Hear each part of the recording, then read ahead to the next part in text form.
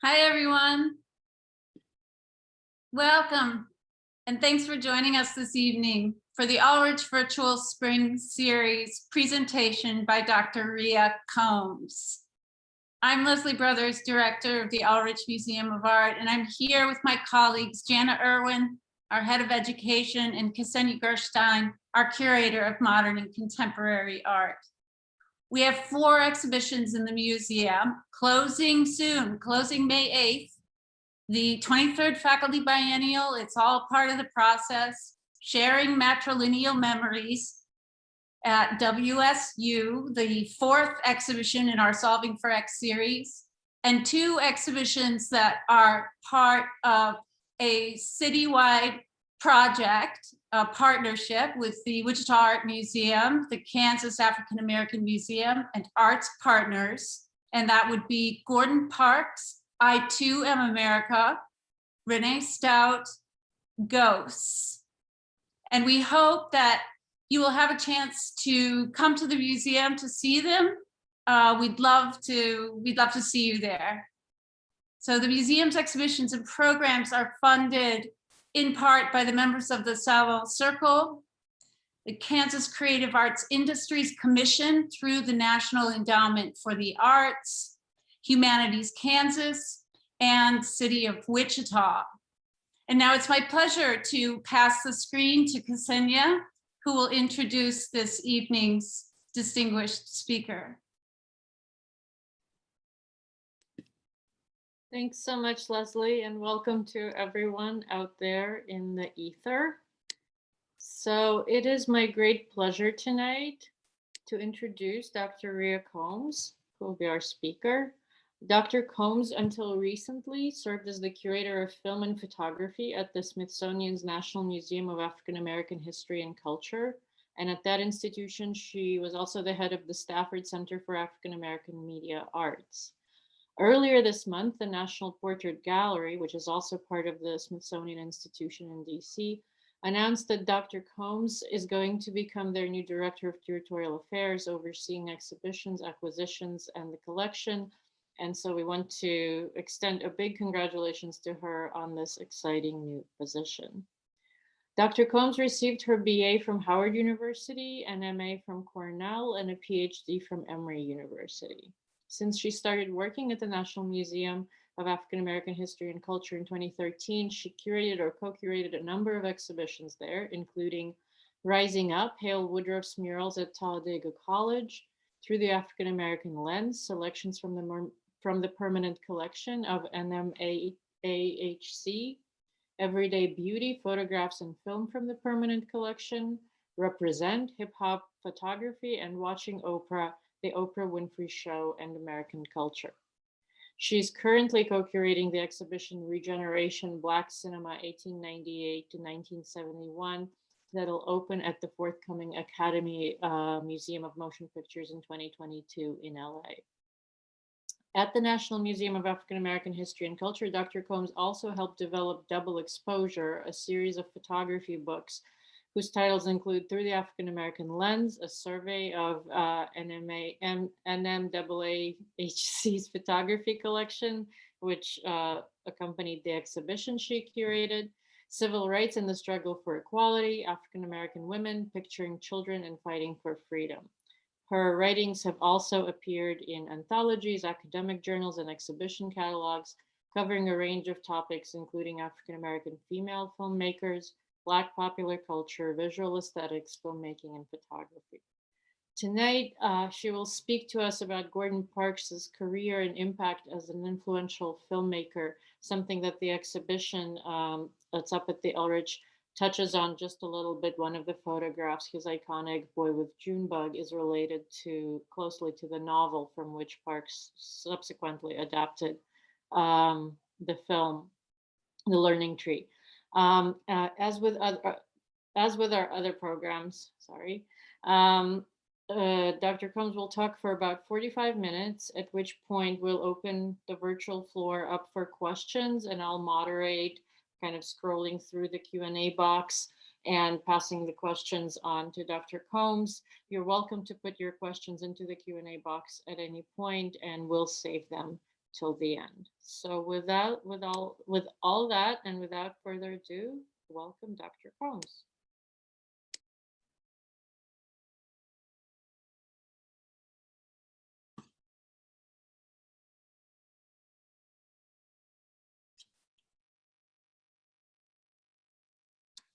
Good afternoon or good evening. Thank you so much for this wonderful opportunity to speak with you all today. I really want to thank the Ulrich Museum and all of the colleagues who made this program possible.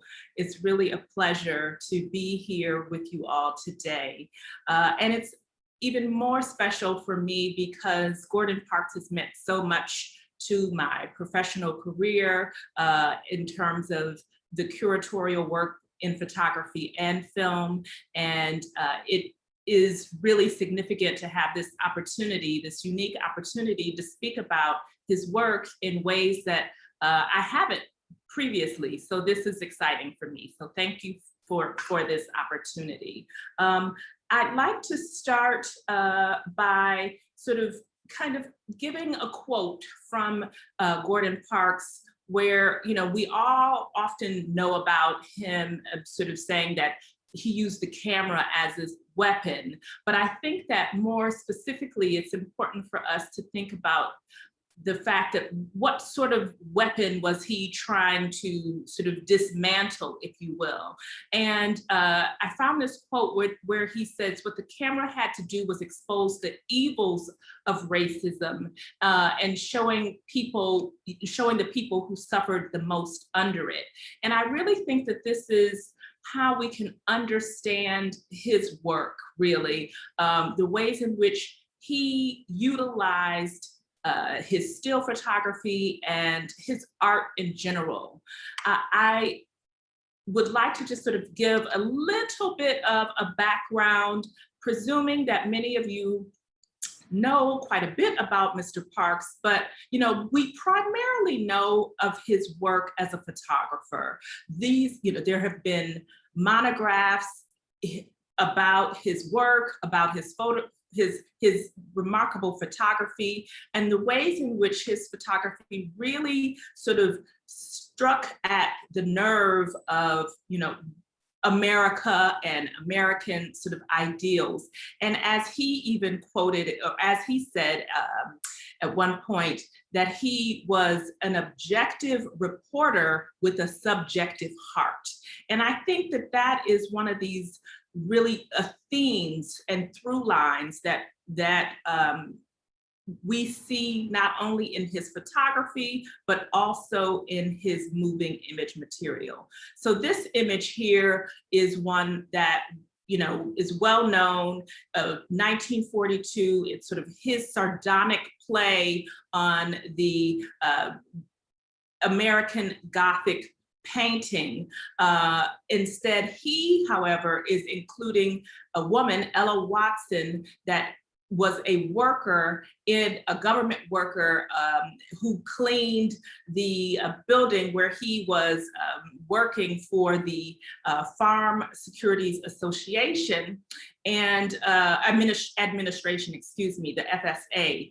And Gordon Parks, this was part of in his early career, as one may already know, you know, and I should back up a little bit saying he was the youngest of 15 children from Kansas, and he left Kansas when he was a teenager after his mother passed away, and moved to Minnesota, where he took on a variety of odd jobs. And it was not until 1937 where he picked up a camera in a pawn shop. And it was at that point where he said, you know, his world truly opened up. And it's hard to look at this photograph, this iconic image that, you know, is composed in such a way that really kind of speaks poignantly to issues that are still very resonant to this day. The fact that he's sort of taking this play off of this painting that we all know so well, and instead of having a pitchfork, she has a mop in her hand, she has a broom in her hand. he is humanizing this person with the American flag behind her, that is really kind of showcasing for us the ways in which sort of the invisible worker, the person who's there working at night, who is often overlooked, is really also part of our American fabric. She is representative of the everyday worker, of the person who toils behind the scenes, and yet through all of the trials and sort of tragedies that befall an individual, they're still able to survive. And this is also a critical theme within the works of Mr. Parks. We see them in the still photographs, but they move through the film works as well. And over time, Gordon Parks has many firsts. He, again, although he was the last born of his mother's children, he was the first in so many other ways in terms of breaking glass ceilings. He ended up getting this job at the FSA and being able to take this iconic photograph of Miss Watson that ended up catapulting his career because he was the first to receive a Julius Rosenwald fellowship for photography. That then allowed him the opportunity to work for the FSA and really sort of clinch sort of get his chops in what would become, sort of photojournalism, and really sort of allow him to fine tune the ways in which he told these very telling and dynamic stories through not only the poetics of his words, but also through the images that he shared. And his photos became so iconic and so powerful, if you will, that we see them even resonant today. For example, this is, a prime sort of example of the ways in which Gordon Parks' work still is powerful right now. In the very popular Lovecraft Country, which was a program on HBO, the filmmaker and the creator used an image from Gordon Parks' 1956 photograph that he shot outside of a department store in Mobile, Alabama, and they sort of reinterpreted that in Lovecraft Country, which then continues to bring forward his name and his work as it relates to photography. Lesser known, however, is his work as a filmmaker. Here is an image of Mr. Parks with his son, who was also following in his footsteps until he tragically passed away from a trip in Kenya. But this is Mr. Parks on the set of The Learning Tree, his first feature-length film and his first film, and again, as the sort of idea about being the first, he was the first African-American to have a Hollywood film production, or a film produced in Hollywood and have major Hollywood financial backing.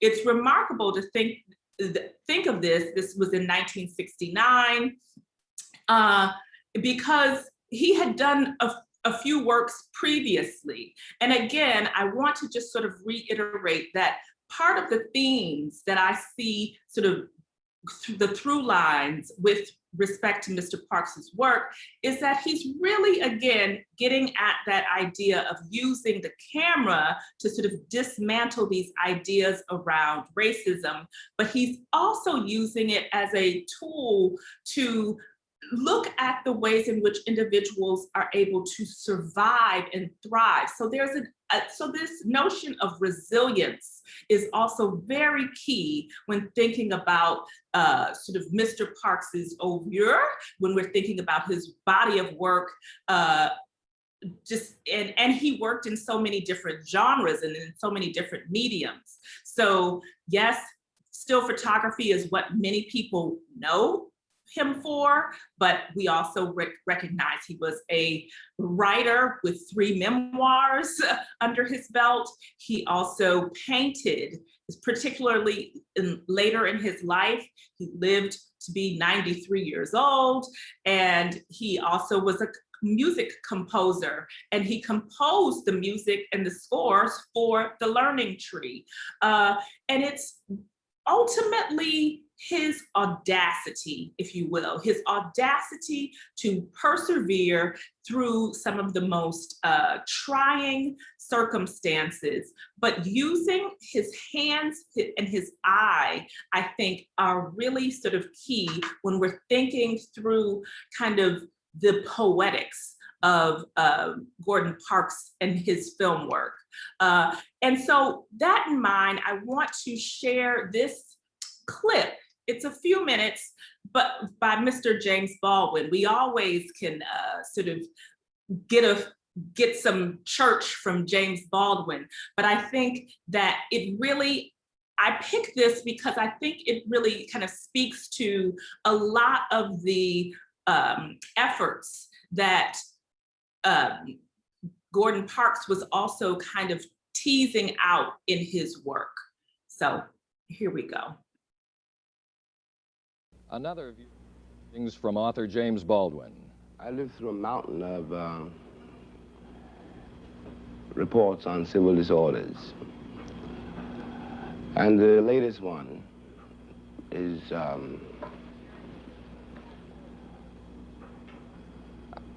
very interesting document because it's the most honest that I know of.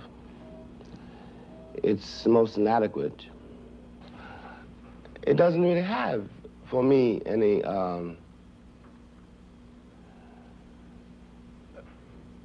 content. I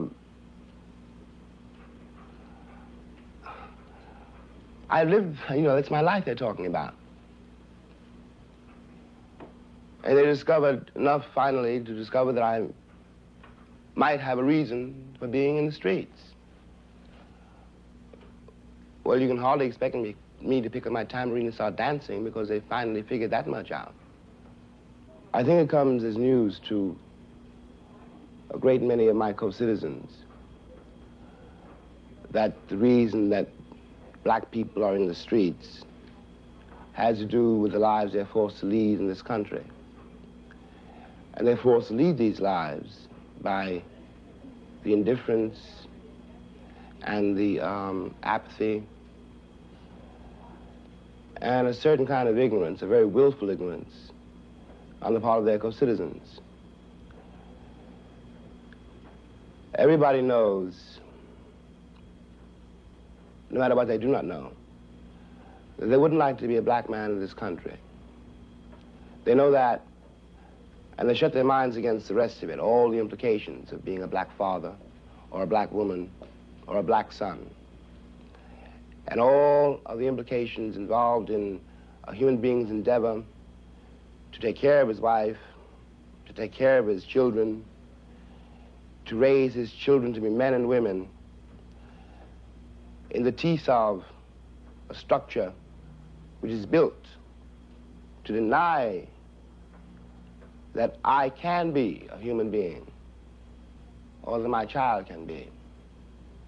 The great question in the country has been, all the years that I've been living here, and I was born here 43 years ago, is what does the Negro want? And this question masks a terrible knowledge. I want exactly what you want. And you know what you want. I want to be left alone. I don't want any of the things that people accuse Negroes of wanting. And I don't hate you.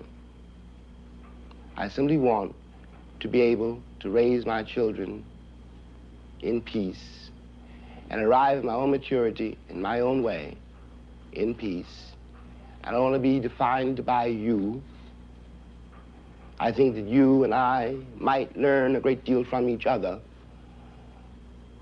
if you can overcome the curtain of my color. The curtain of my color is what you use to avoid facing the facts of our common history, the facts of American life. It is easy to call me a Negro or a nigger or a promising black man, but in fact, I'm a man like you. I want to live like you. This country is mine too. I paid as much for it as you. White means that you are European still, and black means that I'm African. And we both know, we've both been here too long. You can't go back to Ireland or Poland or England, and I can't go back to Africa. And we will live here together, or we'll die here together. And it's not I am telling you, time is telling you. You will listen or you will perish. Another.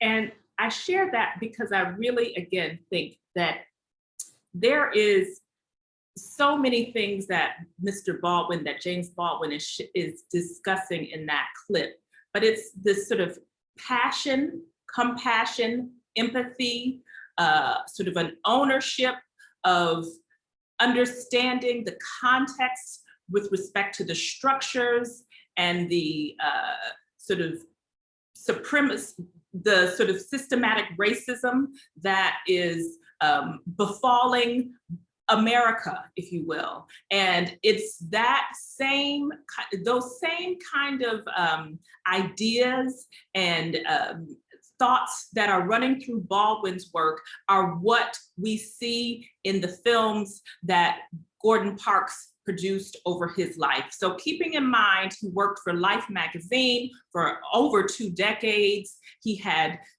reams of photographs that filled, not reams, he had photographs that filled the pages of Life magazine, most notably Flavio, about the young Brazilian boy that lived in the favelas that was extremely sick. And it was through Gordon Parks's photographs that there was national attention that was placed on the conditions of the poor. And that is something that, again, became not only a personal effort or sort of a personal endeavor. Overall, I would argue that many of the projects, while Gordon Parks, again, as mentioned, was prolific in his writings, in his photographs, in his film work, in his paintings, and his poetry, at the core of all of this was a personal endeavor, a personal project that was really sort of reconciling with his sort of youth growing up in a very segregated and racist Kansas, growing up impoverished, having to survive, leaving town after his mother passed at 14 and having to make it on his own with all of these odd jobs. And those things had an indelible impression on him and sort of who he became as an artist. And you see it in the works that he produced. And they all, I think, boil down to many of the ideas that were present in what we just heard from James Baldwin. So as we look through this list here, the ones that people know the most of are, the Learning Tree, as I mentioned earlier, because this was the first film that was produced in Hollywood. He broke the glass ceiling, if you will. Shaft became the first film to really kind of push forward this idea of Blaxploitation as a formula for filmmaking, and sort of resuscitated the Hollywood film industry by producing these very sort of action-packed films, but they were very low budget in terms of the amount of money that they required for producing. However, they yielded tremendous returns. So Shaft, again, not only kind of broke that mold, but it was also broke the mold in terms of being one of the most highest grossing films within that genre. And he produced quite a few in that in a short period of time. And then he had these Lead Belly, which again, a personal endeavor, came through as a way of it was a personal project as a musician, as a composer, as someone who has stated that blues was sort of at the heart of the kind of music that he was drawn to. It makes sense that he would go ahead and produce something like Lead Belly, which was a film that really kind of looked at an individual who was a blues musician and the trials of the journey of being a Black man in America. And again, with Solomon Northrop's Odyssey, which was 12 Years a Slave, he goes in his later years into more historic films. And Martin was a film that is that really was dedicated to Martin Luther King, and it was a ballet with music that he composed and wrote. And so I want to now sort of jump to one of his first films that is here on the list, The World of Piri Thomas. Because again, as I mentioned before, what was really kind of a through line with him was, again, this personal endeavor. As he said, he was an objective reporter with a subjective heart. And there was also this idea of sort of creating opportunities for human interaction, human connection, for Black people and white people to understand that this is an endeavor, this sort of project that we're all on is one that requires work from each of us, and that we're all part of a beloved community. And I think that this quote from The World of Piri Thomas kind of also hits at the nerve of Mr. Parks's work. And it also sort of speaks to one of his aesthetic approaches to his films. He did a lot. You know, I used to wonder, man, when the hell was I ever going to be considered a human being? When was I ever going to be accepted as someone that had something to add to the world? And I'm not just talking about me, because according to the world, I've made it. I'm thinking about my people, them that didn't make it.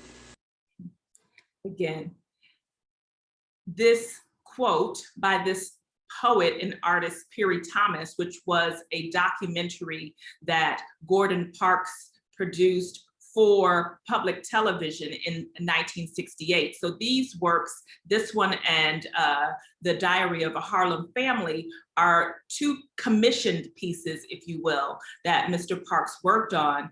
And they're hour-long programs that, again, were on public television. And this one really kind of speaks to these ideas around the ways in which poverty impacts individuals. And so he looks at the world of Piri Thomas. However, while speaking about an individual, Piri Thomas, the way in which the film is shot, the scenes, the sequences that we see, the narrator, the voiceover, and the various inflections of community voices that come in are all sort of, I think, part of Gordon Parks's aesthetic, which is to say that as an individual, his camera becomes the voice for the many. So Piri Thomas's kind of own story becomes emblematic of the community in which he lived, which was Harlem and the Bronx. And here, you know, I used to wonder, man. This is the intro for The World of Piri Thomas. that will give you a better. As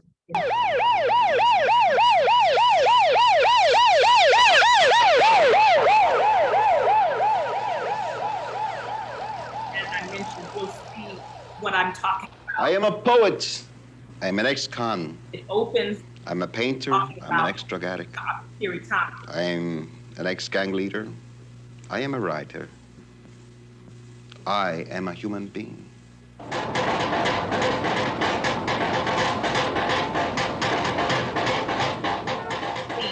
And in his widely acclaimed book, Down These Mean Streets, Perry Thomas told the story of that multifaceted life. Ask me for my positive belief, and I will tell you humanity. Being. Ask me for my ambition, and I will tell you beauty and creativeness. Ask me what is to be my golden fleece, and I will tell you, oh, the brotherhood of man, one world.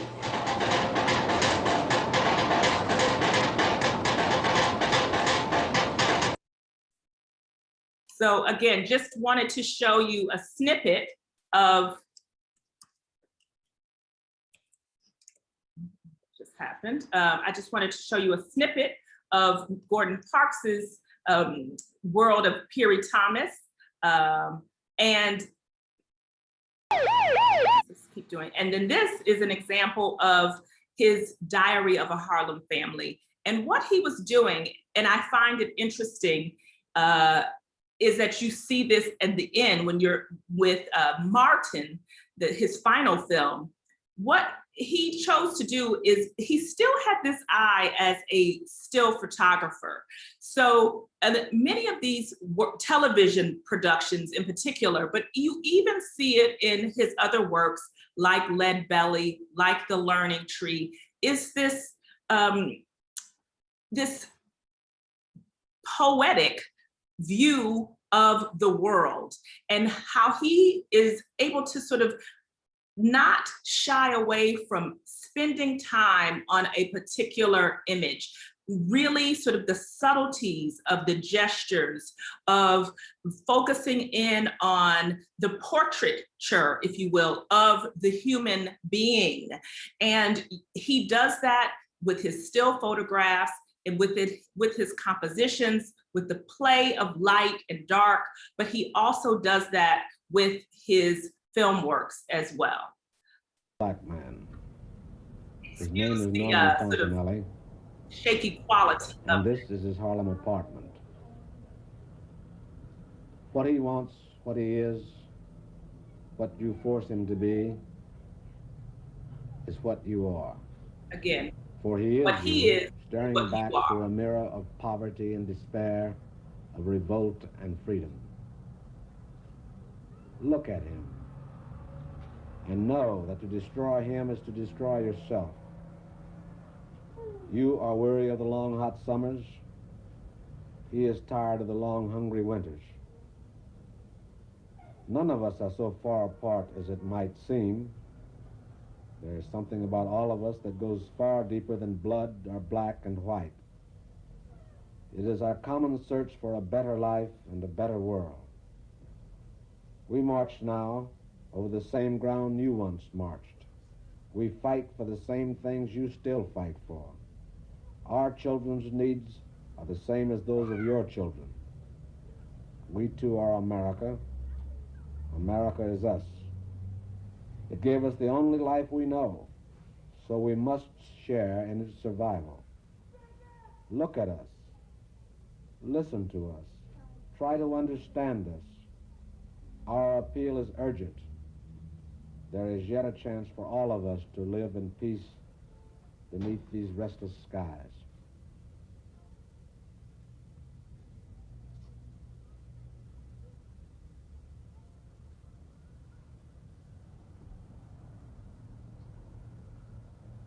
It was damp and cold in the Fontanelli apartment today. It was an especially bad hour for Norman Sr. He'd just been laid off his railway job where he worked part-time as a section hand. He lay beneath a thin, crumpled blanket trying to help 13-year-old Rhea with her homework.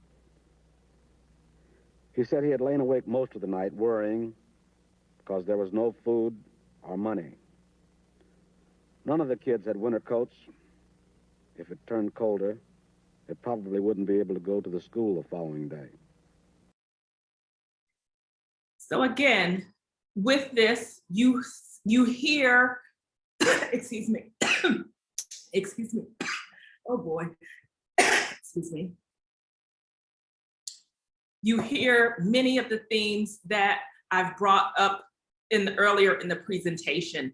This idea about what is happening to these individuals while they're poor, while they are, struggling with the winter heat. You're concerned about the hot summers. And again, thinking about these films were done in '68. James Baldwin's comments were '68, and the Perry Thomas film was also in '68. These are sort of in response to the hot summers of all of the riots that were, or the urban uprisings that were taking place across the country, very similar to what we experienced in the summer of 2020. And a lot of these themes around poverty, around who is considered an essential worker, like Ella Watson, one of the first photos I presented in the presentation, these ideas around sort of the responsibilities of white communities, really kind of recognizing the similarities between African Americans and whites, is something that was top of mind for Gordon Parks, for people like James Baldwin and other artists. And we see these ideas still percolating and still resonant and still sort of germane today. When you think about also the work that these two pieces that I just showed you, in terms of sort of the aesthetic style and the structure, when Gordon Parks was producing his films, and a lot of critical reactions to his work will say that structurally, the structures of his films were sound. So he had a very kind of unique and a sensitive approach to the way in which he photographed and he composed his images, the ways in which he wanted to bring out the humanity of the subjects that he was exploring, again, by the use of subtle gestures, also becoming very, very comfortable in connecting with the subjects prior to choosing to document them. So with in the instance of the Diary of a Harlem Family, if you get a chance to see the hour-long program, he is obviously engulfed, embroiled in sort of ingrained into the family and the family's life. He documents with a daily journal of what his experiences are with them, and in his Gordon Parks kind of poetic, beautiful way, does he not only describe what he's seeing and what they are going through as a family, but he does it in a way that's not patronizing. It's not sort of paternalistic in any sort of way. It's laying out the facts, but he's doing it again with that sensibility of humanity, and also thinking about his own life journey and understanding what it means to be without food, without clothes for your children, without the proper heat and the conditions of the house. So it's this kind of way in which he becomes sort of the window into these larger social structural issues that are very relevant and important to issues that we are dealing with today, that we were dealing with then, but also, he's not, although I mentioned that he's the first, he's not necessarily the first to bring these ideas to the fore. So this is just a clip of some of the other films that he did. Shaft became, like I said, a groundbreaking film that it ended up creating record numbers in terms of the amount of funds and money that sort of came with that film. But I should point out that its uniqueness is based upon, I thought I had a clip there, the uniqueness of Shaft is that it, again, I argue, has a very similar kind of, not similar, but it has an approach to another aspect of Gordon Parks's life, which was something that went throughout, while he was sensitive to poverty, not even sensitive, he was quite aware of these aspects of poverty, of racism, of structural injustice. There was also something that was very audacious about this person. Thinking about someone who, again, who moved once their mother passed away when he was 14 years old, who did all of these, accomplished so many things in his life. It's that same sort of audacity, that same kind of bold masculinity of someone who can command a presence that we see in Richard Roundtree in Shaft, that we see in this person that is kind of facing the man who is, shooting up and is confronting the man, the white man. That became something that was extremely appealing to audiences at the time in 1971. So that, coupled with his fascination, fixation, and sort of love and passion for music, the fact that he had Isaac Hayes composing the soundtrack for Shaft were all critical elements that sort of became the trifecta, if you will, for ensuring the success of that film. And to be fair, he received quite a bit of backlash as he produced the second iteration of Shaft, and Shaft, then there were other ones. Shaft went to Africa. There was a whole sort of cottage industry around this Shaft and the formula of what that later sort of sparked in terms of the Blaxploitation film period. Gordon Parks received a lot of flack about that. He also received flack from fellow photographers for what they felt was not really sort of standing behind them and sort of offering or encouraging more opportunities for other filmmakers, or photographers, excuse me. And so he, while he is a remarkable and beloved figure, now there were also critical sort of reactions to his work, particularly the sort of franchise around Blaxploitation. But when you think about sort of Gordon Parks overall, it's important to recognize that he also understood himself as an artist, as a working artist, and he understood sort of the business end of things. And so he realized when he kind of moved out of Life magazine and still photography, these ideas that I'm bringing up were still important to him. However, moving into Hollywood, he understood that there was a different kind of motivation that was moving that industry. And he very shrewdly felt it was important for him as a working artist to continue to to recognize the kind of industry he was in. So this is where you get the things like the super cops and the subsequent sequences to Shaft. But he always had this draw toward history. And so later, after, you know, he made a decision to stop kind of working in that sort of realm of Blaxploitation, the final films that he produced look at a more historical kind of, you know, sort of take on a more historical leaning. However, they weren't necessarily commercial successes. So he grappled with that. What does it mean to be a living, working artist and have these passions and have these ideas and still want to actually sort of be recognized within the film industry? So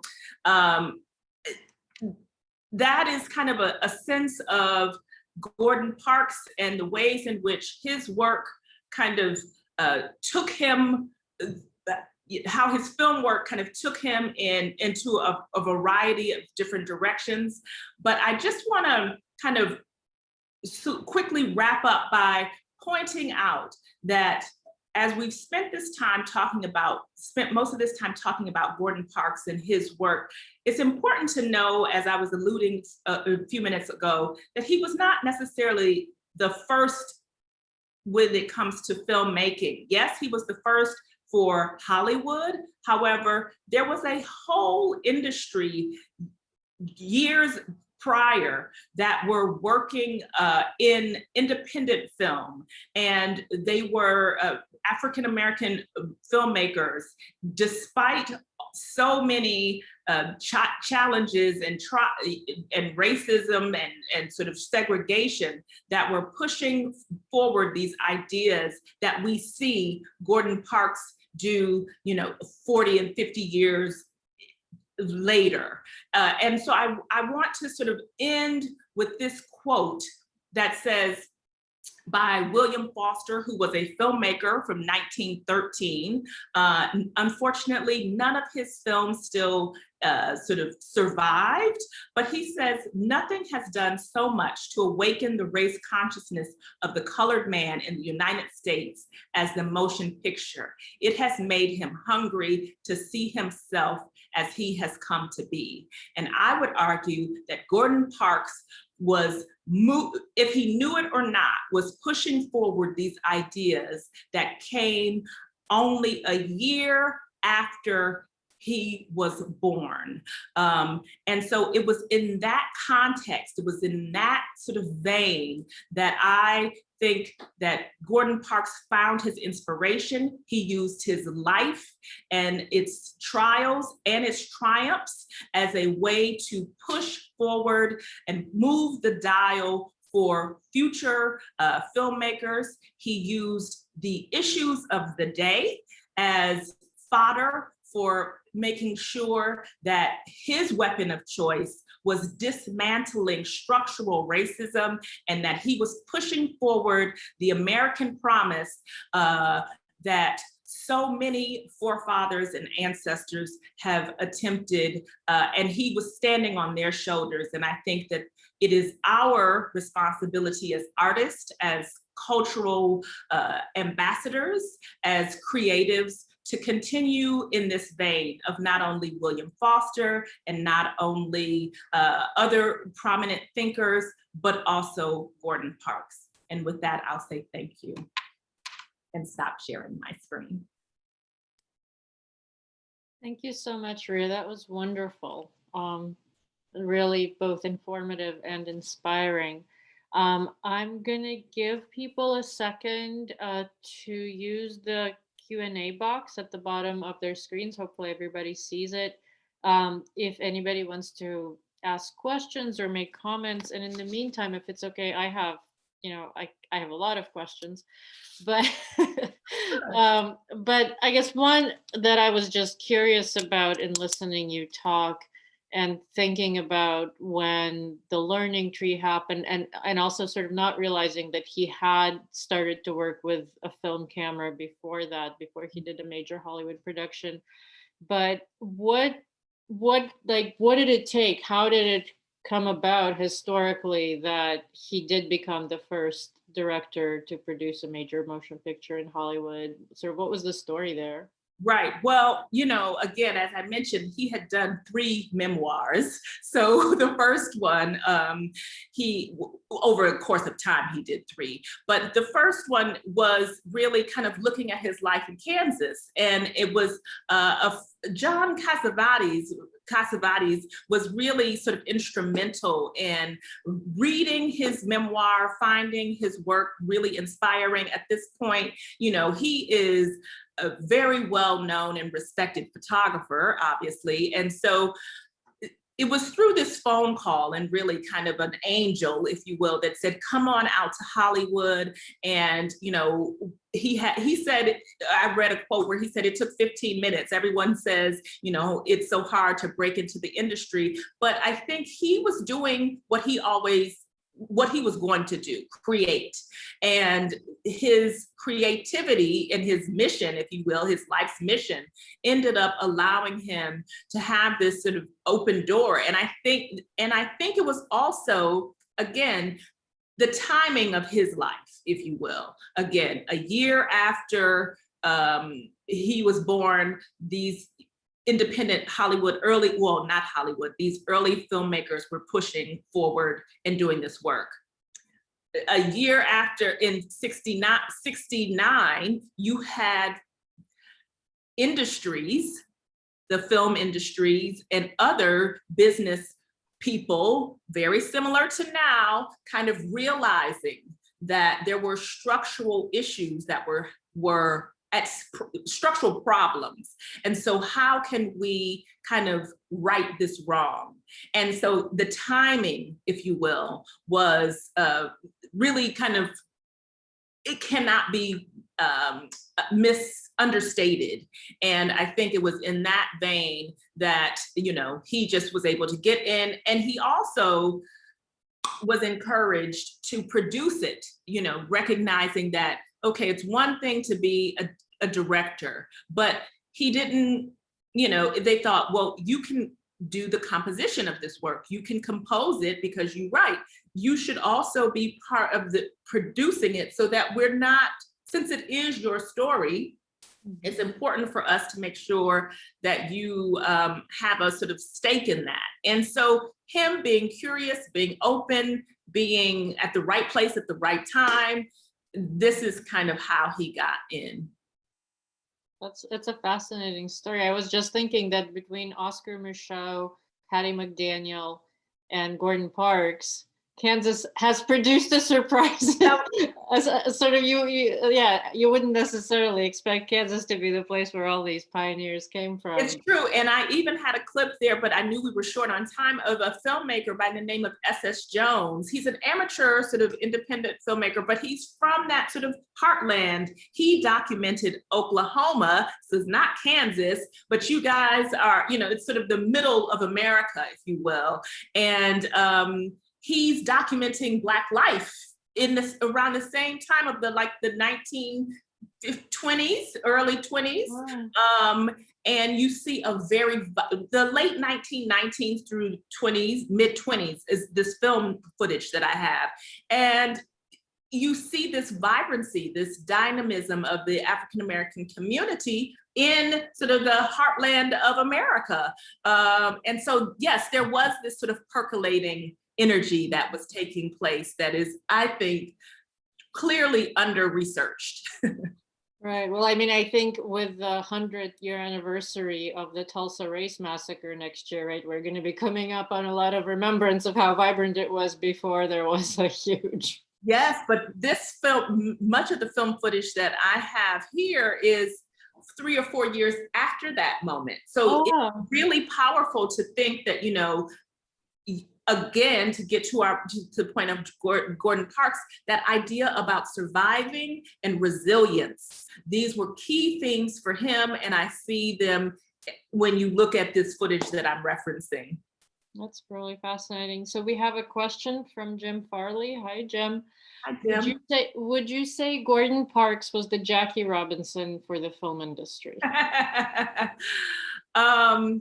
Well, I am not a big sports fan, so I don't know if I would be able to pull the analogy totally, one-to-one, because I don't really know that much about baseball, but in terms of breaking through and being someone who,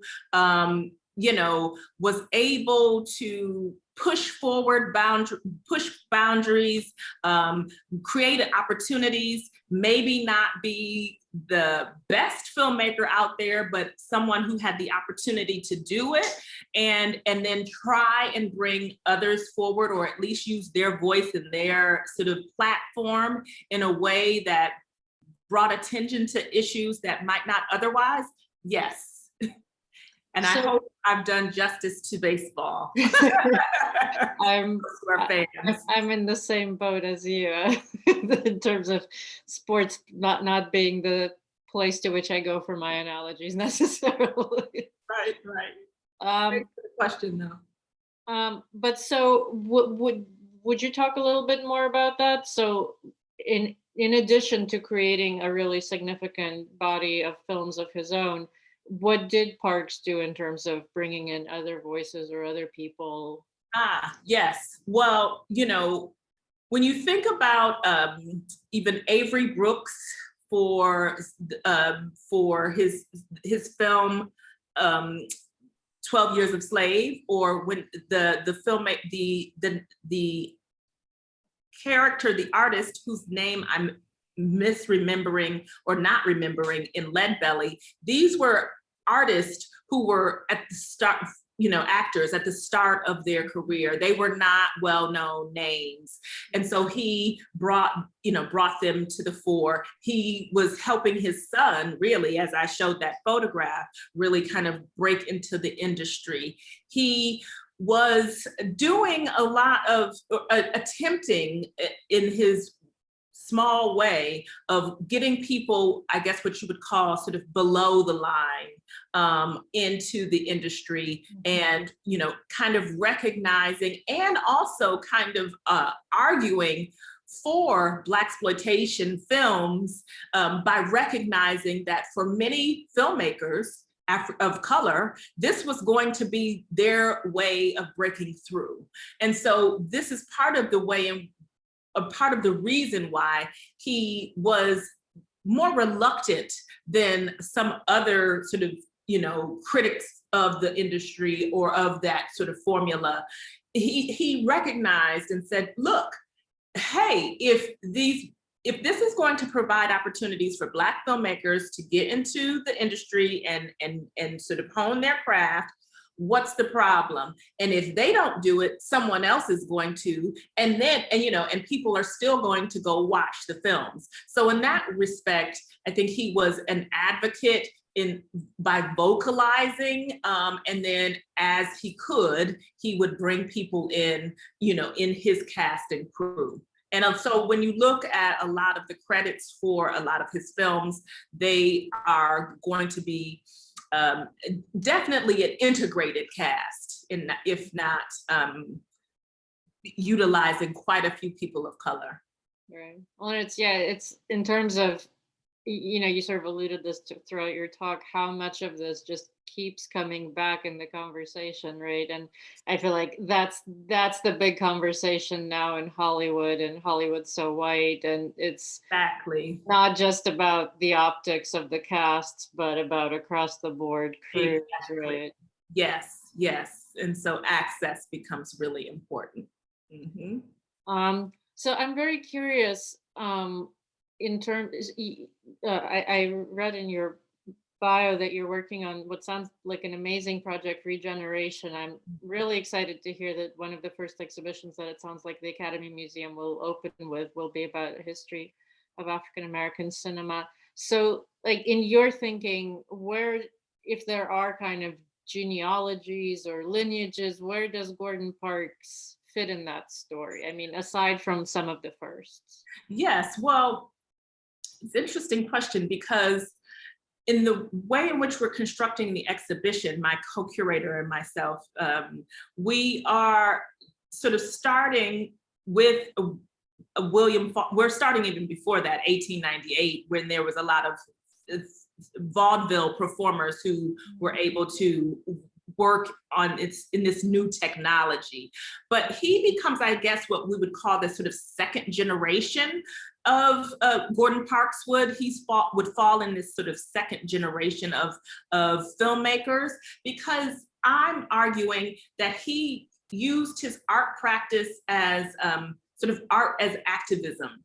So him, along with other filmmakers, a woman by the name of Madeline Anderson, a documentary filmmaker who worked on public television for most of her career, you know, he's sort of towing the line, because he worked, not only was he kind of a polymath in terms of the various kind of art forms he used, but even within the practice of his filmmaking, he did narratives, he did shorts, he did experimental kind of works like Martin, you know, he did these sort of blockbuster pieces, right? So I think that ultimately it was about creativity. He is within that, but I'm saying he's walking this sort of tightrope of using his art practice as a way of sort of as a form of activism, because ultimately it was all about sort of creating these moments for humanity, for us to see our sort of shared humanity. And it was also about kind of pushing forward these projects of self-affirmation, of self-actualization and survival. So in that vein, he didn't limit himself, but he also was, I think, part of this sort of second bump of artists. And then there would be, and for me, I would say right now we're sort of in the fourth wave, because the third wave would have been around the 90s, when you had, you know, the John Singletons coming out, and the Julie Dashes, and she kind of, you know, is in that third wave with the LA Rebellion, et cetera, et cetera. So then now we have this litany of filmmakers that are coming out, and I would say that this is the fourth wave of African-American filmmakers. And as Nelson George, critic and writer, said, it seems like every 20 years or so, we have this sort of renaissance that takes place, and we're in it right now. And it does seem like, yeah, there's an efflorescence right now of like really remarkable stuff being produced. And I didn't know, I know of Lovecraft Country. I haven't watched it, partly because I haven't had time to watch much of anything because I have a new baby, but also because I don't do horror. So yeah. So it's one of those things where like I really, if only Jordan Peele had chosen a different genre to work in. But that was super cool to see. In the exhibition, we mentioned briefly that Kendrick Lamar has used Gordon Parks still photographs to recreate, but I didn't realize that there was yet another person who was like really significant working in the contemporary moment, who is directly recreating Gordon Parks's imagery. He is, you know, he's sort of like a pebble. He continues to ripple. And I think that that's a beautiful, and I think that's what, you know, all creatives would hope to do, right? Yeah. And I think ultimately that is why he was so tireless with his work, was that it was a mission, it was mission-driven work, to be sure, but it was also about sort of, you know, now the buzzword is about legacy, but I don't really necessarily know if it was a self-serving endeavor in that way. It was more about sort of recognizing that he's standing on the shoulders of others. And so it's important to produce this. And if you are creative and it's something that you feel driven to do, this is what you're supposed to do. And in that respect, he's quite inspiring. And you see it manifest itself in all of these various ways, like Lovecraft Country, with Kendrick Lamar, etc. Yeah, no, I agree. Working on this on the exhibition project was deeply inspiring, and you see that, I think, sort of consistently when people talk about Parks, that his tenacity and his just boundless creativity, and then the combination of those two things for the rest of us who kind of are trying to accomplish things in the arts are. But it's ultimately, I would say, about humanity. I mean, the fact that he was able to traverse so many different, sort of environments is something that I think we can all kind of learn from, especially in this moment when things are feeling, fractured or fraught or tense. It was part of my sort of reasoning for looking at the work from 68 was just that it was so striking in my mind of what we're kind of the conversations that are taking place now.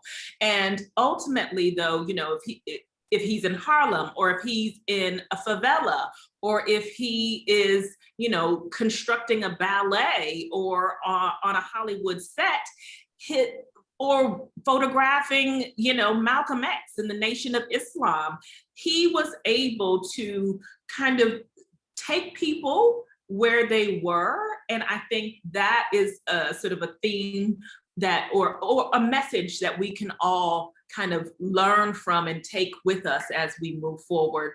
And that to me is ultimately the biggest inspiration of him and his bodies of work. Yeah, no, absolutely. So I just realized that there were a couple of comments or questions in a different, you know how there's a Q&A box and a chat box, and I was not checking one of them. So I just wanted to pass on a comment very quickly from Dr. Von Sella. I hope I'm pronouncing her name correctly. McCleary Jones saying, thank you for a wonderful presentation. I appreciate your providing information on Mr. Parks's background. I'm not a Kansas native and didn't know some of this info. Thank you. Okay. And then a question, and maybe I think we'll wrap up after this just to be respectful of everybody's time. This is from Mary Waters. I recently read the piece about Parks's personal aesthetic, particularly his fashion sense in relation to his work on Shaft. Do you see a connection between that personal style and self as an aesthetic work and his other filmmaking? And does this have a relationship to his anti-racist agenda? Well, thank you for that question. I definitely would say so. When I think about Shaft, sort of recently watching it again and just thinking about it, there's a sort of self-possession, right? And I think that his own strong fashion sense, his very cosmopolitan way of life, you see that in that film. But even when I was looking through some of the earlier films, The World of Piri Thomas, there are just these beautiful, subtle moments where there was a heap of trash and then there was like some fresh flowers that were strewn on top of it. And the fact that he was able to kind of capture that, to me, and sort of photograph that or rest the viewer's eyes on that, to me, speaks to this kind of aesthetic approach, understanding the beauty not only in the everyday, that there's beauty sometimes in the most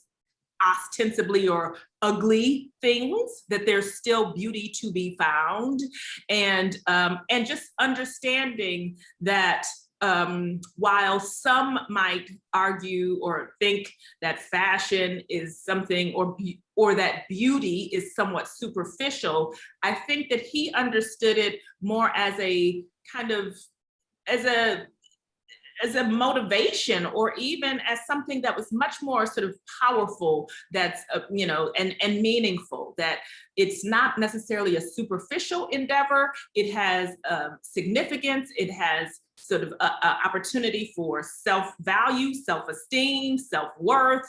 And those are ideas that he brings forward in all of his projects. So in that vein, yes, I do see a relationship between his sort of draw toward the sort of aesthetics of style and fashion, and how that then would play itself out in the messages that he brought forward in his creative projects. Yeah, well, and I think, I mean, what you say about, I think, self-possession, I feel like you see that in James Baldwin too, that there's something so powerful about the way both Parks and Baldwin presented themselves, and to be so calm and collected and eloquent and Mhm. and stylish, even while speaking things that really, messages you shouldn't have to say, but you're having, but I'm sure they felt such an enormous amount of anger, right? But Absolutely. then to remain self-possessed in that way, to me, every time I see it, is just so enormously powerful. Absolutely. There's a certain self-respect as well that one, Right. I think they're counterbalancing many of these ideas that were very predominant within mainstream, media, right? You're constantly seeing folks that, again, there were sort of images, stereotypical images that that I think he was also pushing against through his work.